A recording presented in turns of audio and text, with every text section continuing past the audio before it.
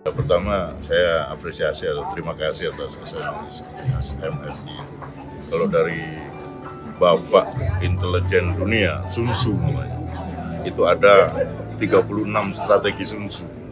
Nah, saya menganggap SMS ini berhasil membuat harimau keluar sarangnya.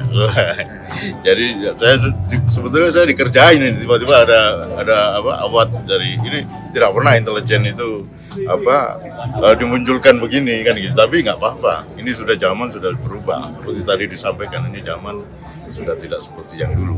Jadi tidak harus bersembunyi, tapi tetap harus menyamar. Gitu ya. Jadi itu pertama. Kedua, rekonsiliasi. Rekonsiliasi ini sebetulnya hanya menjalankan perintah agama saja, silaturahim. Silaturahim ini sesungguhnya rekonsiliasi. Kalau kita berpijak pada silaturahim, tidak ada lagi konflik.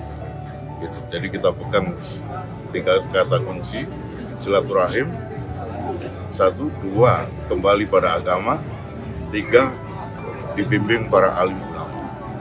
Itu saja, sehingga di PD, khususnya di PD yang selama ini kata orang baperan atau sensi dan potensi konflik, nah itu ternyata mereka memiliki karakter yang kuat dalam konteks keagamaan, dan itu menjadi menurut saya modal tersendiri sebagai sebuah bangsa, dan saya ingin generasi muda PD nanti memberi contoh Indonesia.